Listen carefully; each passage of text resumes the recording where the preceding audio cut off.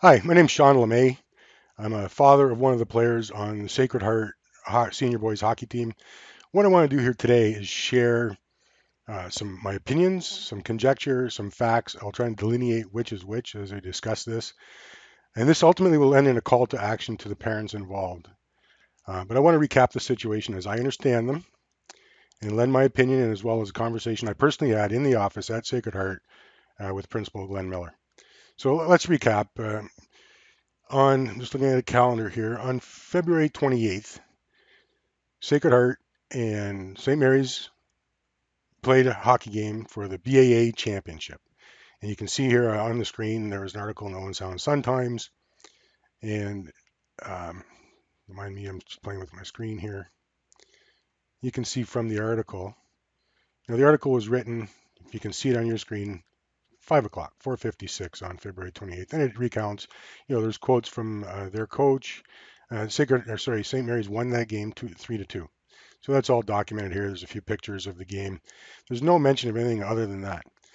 Now, what happened after that game was a melee erupted, and as a result of that, uh, a Sacred Heart player was given a suspension, a 5-minute cross-checking penalty, and then subsequently a match penalty.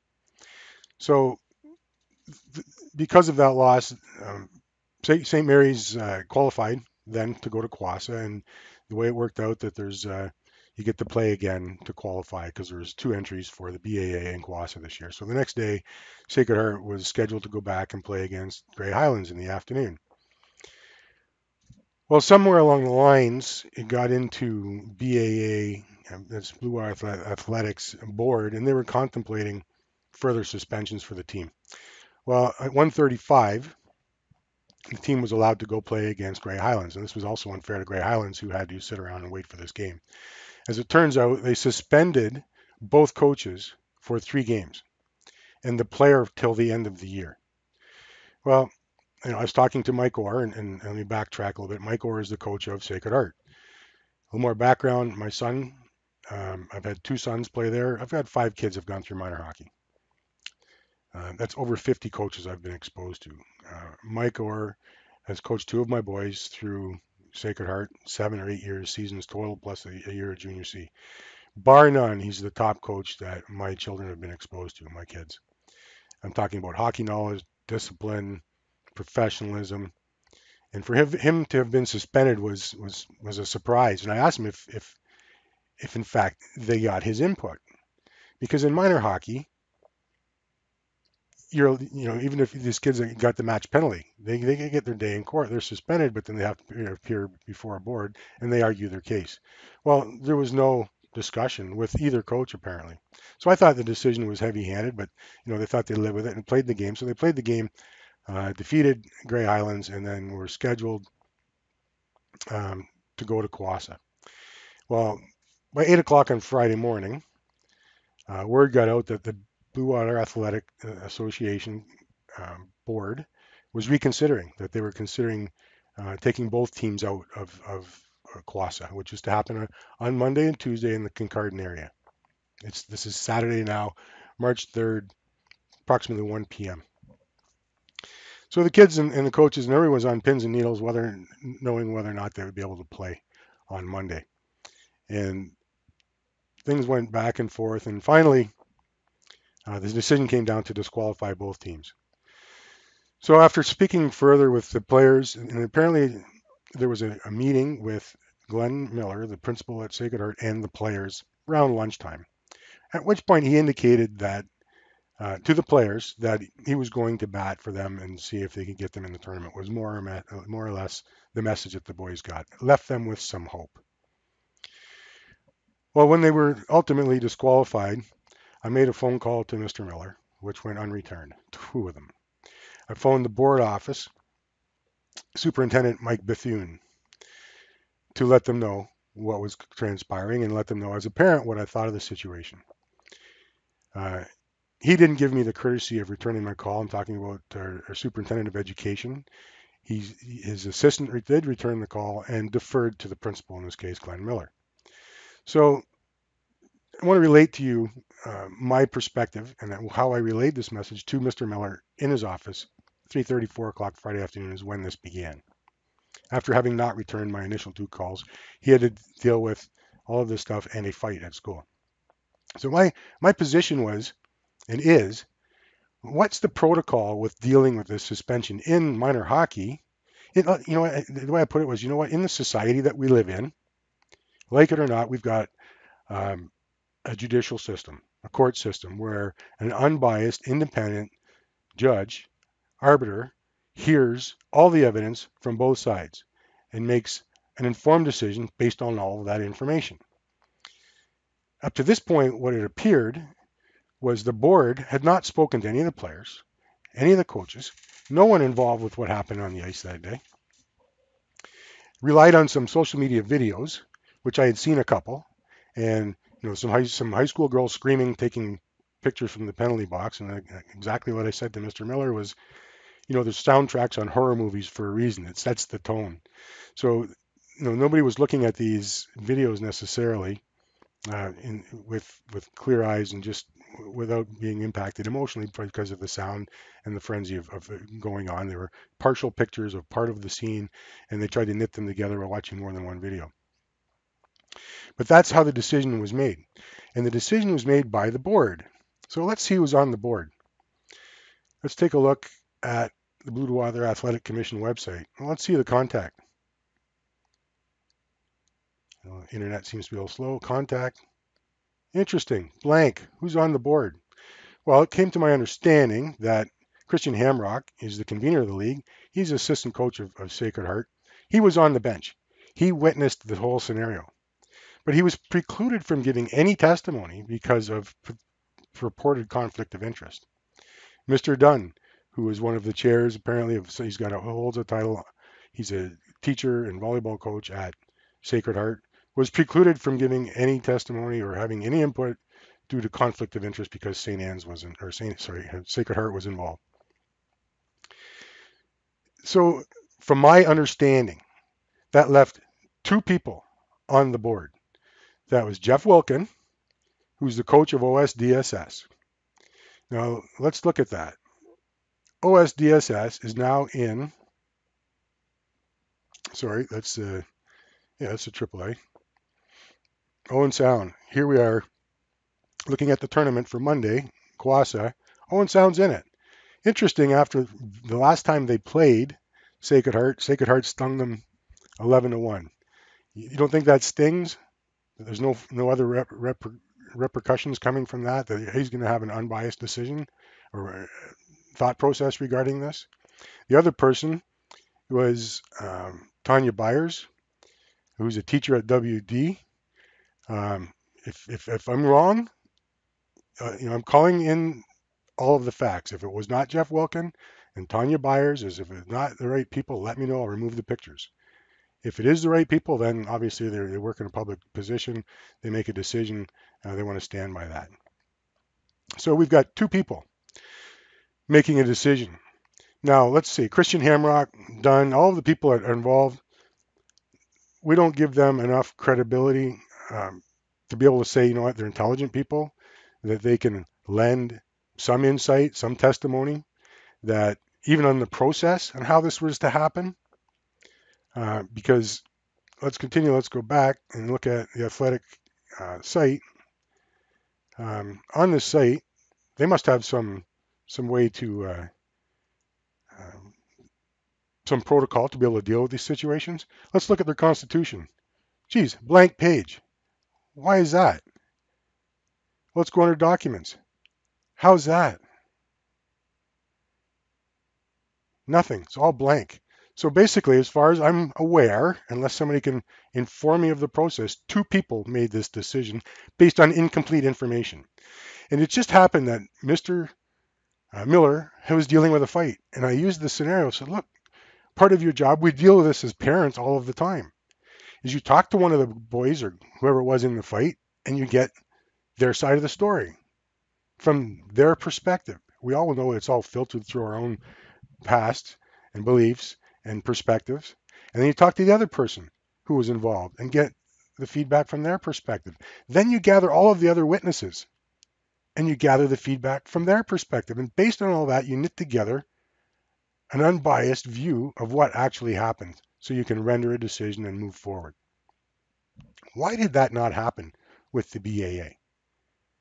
Why did they follow protocol? In any board I've ever been involved with, you need to have a quorum. There's protocols to be able to deal with these things. Does two people constitute a quorum? If not, the decision is not binding. Yet my argument with Mr. Miller was, this was a hastily put together decision. And he said, yeah, these are teachers that have got classroom responsibilities. They've got other things to deal with. This is them coming in and out of the classroom. Admittedly, only evidence they looked at was a couple of videos. In fact, when the email came out and was read to the boys, the Sacred Heart hockey team, my son thought it was a joke. Literally, he said he thought it was a joke that somebody was making up. This is what they based their decision on. He said, we didn't talk to the coaches. We didn't talk to the players. We didn't gather any information except watched a couple of videos.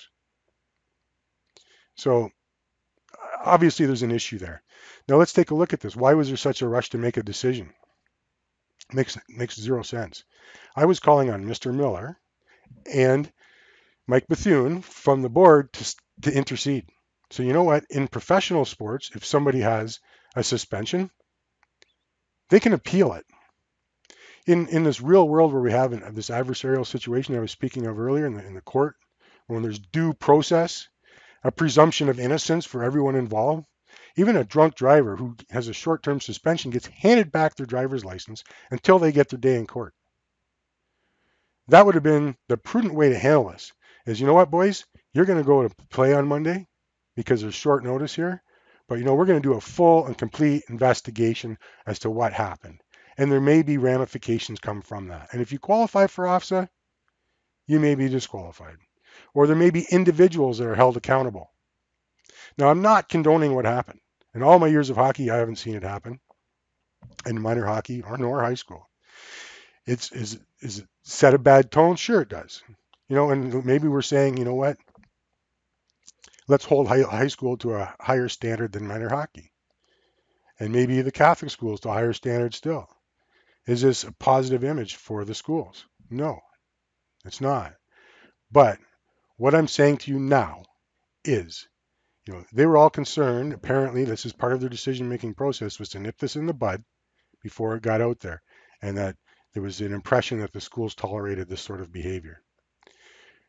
What I'm proposing right now is that what is happening by the executive of the BAA is magnitudes of order worse, or orders of magnitude worse than what the kids did. You've got 16, 17, 18-year-old boys, testosterone flowing, following their passion in the heat of a game, making a mistake. Not all of them, certain players in certain situations, which I don't even want to address that at this point, because that's a separate issue. What these BAA executives have done is cold, sober, unemotionally looking at the situation, intellectual academics who should be able to handle the decision-making process, which would include getting all of the information, have handed down a decision based on incomplete information. I know Mike Orr used the words when speaking with Mr. Miller, that tin pot dictatorship, banana republic, those types of things. That's what this reeks of. Is this what we want to teach our kids? This is how these things get handled and dealt with. Swiftly, swept under the rug, punishment meted out without full information. And I called on Mr. Miller to intercede. So you know what? I don't know the pecking order. I'm assuming the board has control. I'm talking about the school board has control over the BAA. Who answers to who? Is the BAA independent? They're unaccountable to anyone? I suspect the board has final say.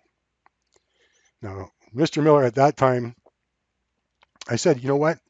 You want to have the perception, because right now what's happening is, and this is exactly reality, in our schools, they teach about bullying. And they teach that if you witness bullying and do nothing to intercede, you're just as bad as the bully. You are complicit. Well, Mr. Miller, I looked him in the eye and said this, you are now complicit. Your boys are being bullied, and you are not interceding. This is your opportunity to go for the bat for them and say, you know what? Let's back off. Let's appeal this suspension, just like in professional sports, and let things proceed until it gets straightened out. That would have been the way to handle it. That would have been the prudent way to do it. That's what Mike Bethune should have done instead of passing this off, saying at this point, not even giving me the courtesy of a return phone call, basically saying that his conference in Toronto was more important than this grassroots crisis that's going on, that's affecting two schools. So that's the issue at hand. How was and why was it dealt with this way? So now we're left with a choice as parents. Okay? You know, a lot of people might say, you know what, it's hockey, so what? Well, my argument is, first of all, the high school experience is a comprehensive experience. It's not just academics. It's sports. It's the clubs. It's the extracurricular activities. It's all of those things combined. Now, as parents, I can't speak for everyone, but I think that a lot of people would agree with me that as we bring up our children, we expose them to a wide range of experiences for them to hopefully be able to say, this is my passion. This is what gets me juiced. This is my purpose in life, something that gets them going. And for some kids, it may be music, or others drama, or others biology and academics, others is sports. In this case, my son, who's on this team, it's sports. Okay? And he plays all of the sports, and that's part of his high school experience.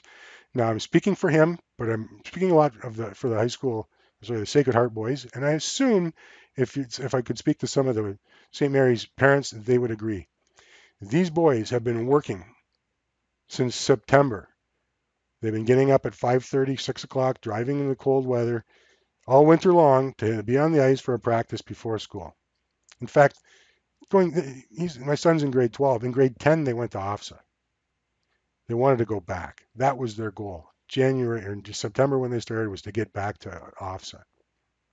And they've worked hard, worked together as a team. And as parents, we feed their passions. We want them to achieve excellence. We nurture that. And that's important to us. And like I said, you can argue that's the passion. You can argue that, hey, it's just hockey. Well, it could be just music or it could be something else. The idea is we nurture our children so that they've got a purpose in life. And now as a parent, we've got a decision. And we have to choose our battles. And when a lot of these things happen, in this case, we've got this authoritarian autocrat sitting back, making biased decisions that impacts them unfairly. So what do we do as parents? Once again, turn the other cheek, shrug our shoulders and walk away, go punch the clock at 8 o'clock tomorrow morning and say, this isn't a battle worth fighting. Well, I'm saying you, Jeff Wilkin, you, Tanya Byers, stole my son's dream. You, Mr. Miller, you, Mr. Bethune, are complicit in that bullying. And by extension, the whole BAA board and the school board. Now, I'm sure a lot of other parents may or may not agree with me, but think of it, if your son or daughter isn't on the hockey team, doesn't play sports, do you want their dreams squashed? Because what happens is when we shrug our shoulders and are complacent, the Canadian thing to do, we die a little bit. And we die every time this happens. And how many times does it happen? To the point where we're numb automatons walking day to day to our grave. Do you want that for your child? I don't want that for my son, none of my children. This is a time now for us to be able to say to them, it's time to learn a lesson. And the lesson isn't that you put your tail between your legs and walk away because big bad adults and political things have interfered with kids. Again, it happens. You see it in minor hockey often. You would kind of hoping it wouldn't happen in school sports. So, what's the recourse? Well, what we're going to show them is the recourse. Now, is there criminal investigations that could come out of this? I doubt it. Are there lawyers that maybe want to take on this case in contingency? Is there negligence? Is there fraud? Is there some criminal? I don't know. But what I do know is that there's something called the Charter of Rights and Freedoms in Canada. And this will now be the lesson that I will pursue this with. Apparently, the executives were asked if they're prepared to deal with the fallout, thinking that this would all go away, that the tournament night on Monday, Tuesday would come and go, the guys would move on, the parents would let it be, that they would support the board's decision, a two-person decision. Well, it's not going to happen. Okay, so the Charter of Rights and Freedoms, if people don't know, here's a little education for people because they don't teach us in our schools. Universal Declaration of Human Rights was penned in 1948, primarily by a Canadian. It's a United Nations document. There's nothing legally binding about that. But in 1966, there were a couple covenants that came out of it. One is the International Covenant on Civil and Political Rights. The other is the International Covenant on Economic, Social, and Cultural Rights. Now, Canada is a signatory to these documents. They had 10 years, so in 1976, you can see on the screen, to fulfill on our promise, our obligation to these international covenants that came from the Universal Declaration of Human Rights. Part of this obligation was to put it into our Constitution. That's why in 1982 we came out with a Constitution. It was to fulfill our obligation to the international community, contrary to any of the narrative that came out in 82 if people were alive and around to remember Trudeau repatriating the Constitution. If you read our Charter of Rights and Freedoms as part of our Constitution, it says not just these enumerated rights apply to you, but all of the things that are enumerated in these international covenants. So all of this becomes part of our Constitution and the supreme law in Canada. And you know what? It doesn't take a lawyer to enforce it. We can have a constitutional. Sorry, again, I'm losing my terms. We can challenge the Constitution individually, and it costs nothing. And what I'm looking at now is this: our Constitution, our Charter of Rights and Freedoms, prevents our government from imposing and impinging on the freedoms of Canadians. Now, our school boards, our BAA, are government institutions. When we bring this charter challenge forward, I think it's going to have to be to the Minister of Education. So Tanya Byers, Jeff Wilkin, Mr. Miller, Mr. Bethune may be exempt, unless the minister says, you know what, we've got these human rights violations going on, and they lose. Hopefully some people get held accountable, because what has happened is the way this board has worked. You know, I've been involved in boards, and you think about the optics about how things are implemented. You know, the lack of intelligence and being able to look at this. You've got two public schools suspending two Catholic schools. Is there anything nefarious going on? I'm not saying there is, but from an optics perspective, it's something that an intelligent board would have looked at and said, you know what, we have to mitigate this before this gets implemented. So it doesn't look like that. You know, there's no justification for their decision. There was nothing put forward. You know, even in professional sports, those folks, those are private businesses. They don't have to follow any charters of rights and freedoms, but at least they go through a process. Now, our government's held to the standard. You know, it may sound silly, our charter of rights and freedoms, because you know we think about it as being, you know, really, you know, torture and some of the human rights violations that go on. But if you're impeding the freedom of Canadians, which is exactly what I'm saying is happening to our boys in this situation, I'm not going to walk away. Now, I'm calling for parents on both sides. See, that's a critical error these boards, BAA and the school board, have made. Because when it comes to influence, one of the ways to influence people, if you want to get somebody on your side, go throw rocks at their enemies with them. You have a common enemy. Well, what they've done now is, I'm not even talking about the he said, she said, what really happened during the game. Now, that's another issue that needs to be dealt with. But what now is they've stolen the dreams of 40 kids, 20 from each team. That's 40 families involved. You know, these kids are dealing with suicides of their friends, their brothers, their teammates, mental health running rampant and tearing up their families, bodies being thrown up on auto accidents on the weekends, and drug and alcohol abuse that Bruce County is famous for. This is a small issue to be able to deal with, and it could have been dealt with a lot more prudently.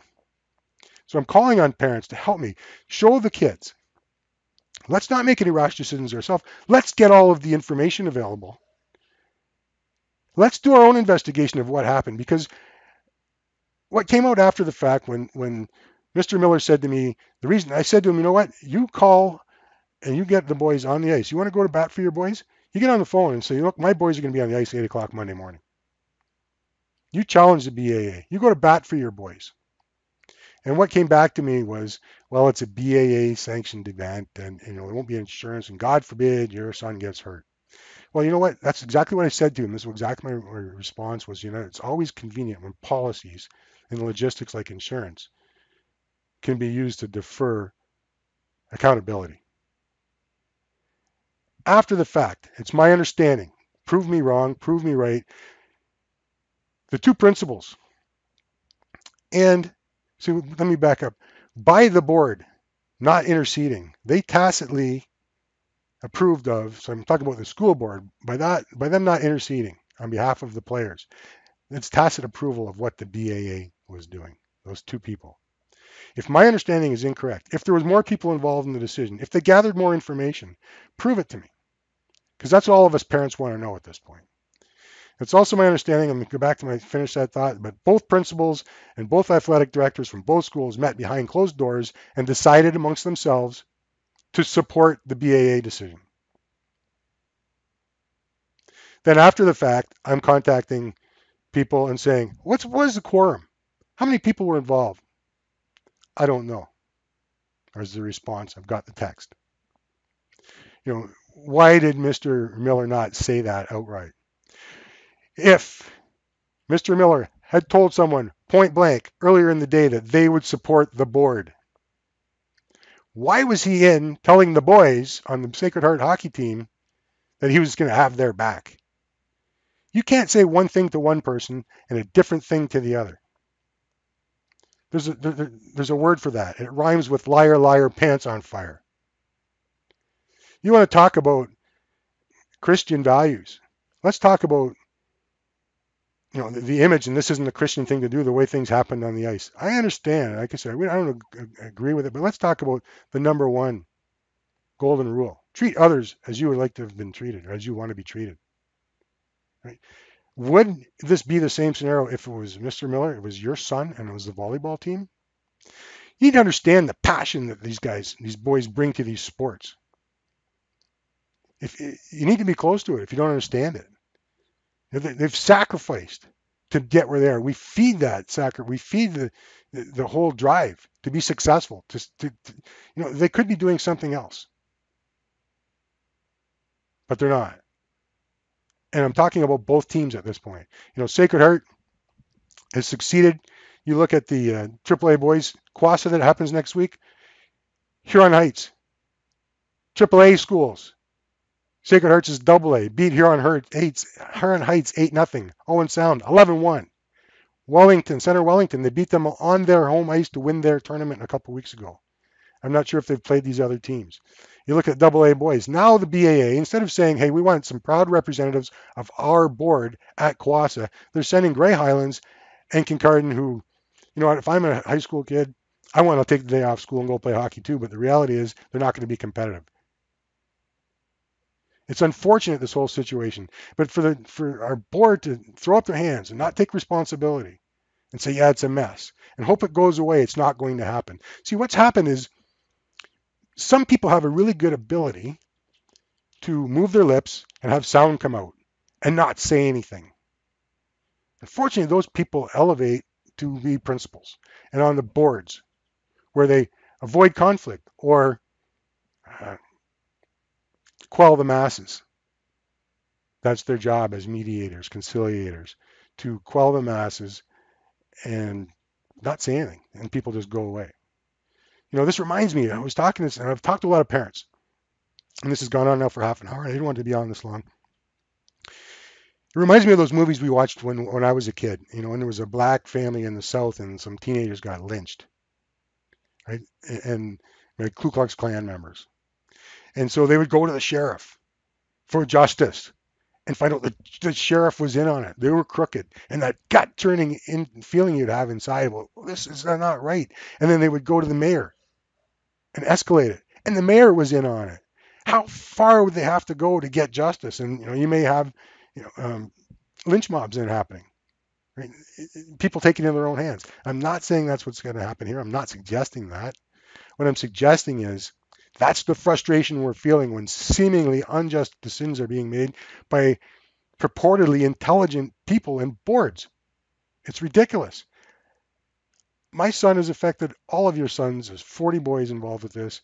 As a parent, I'm going to leave my phone number below, my email address below. Let's gather the information, take this forward, and at this point, if they're not on the ice on Monday morning, and by the time a lot of you watch this, it'll be past that time, an apology isn't sufficient. There will be restitution to be made. But, you know, how can you put a price tag on a dream? That's what was stolen from these boys. And that's what they are being held accountable for what happened on the ice that day and being held responsible. And I agree with that. So let our board, let our athletic board, let our school board, let the principals and everybody else be held accountable as well. Because like I said earlier, what they've done is worse than what those boys have done in the heat of the moment because it's calculated. They've got time to contemplate, gather the information, make intelligent decisions. And to learn, is this what we want our children, our boys, our girls, our young adults to learn? God, I hope not. That's it for me. Like I said, I'll leave my phone number, email for his parents. Help me gather information about this. And if there's more information, here's another thing. Back to the game. It's purported that one of the St. Mary's players' fathers was the referee. Really? Is that the case? If anybody can verify that, BAA, what are you thinking? That is not allowed in minor hockey. Those games don't count. If you're a cousin, distant relative, you're not allowed in minor hockey. We're talking about a championship game that these two teams have worked all year long to get to, and one of the parents on one of the teams is the ref. Please tell me that that's not true. Parents, these are some of the things that we'd like them information on. Let me know if you support my idea. I don't care if your kids plays hockey or sports. Do we support their passions? Do we let adults and biases and personal biases get involved with these decisions? How can we teach our kids properly? I'm just going to sign off for now. There may be supplementary videos. This is going on a new YouTube channel. There may be length restrictions, so I'm going to have to cut this video up into sections. Thank you.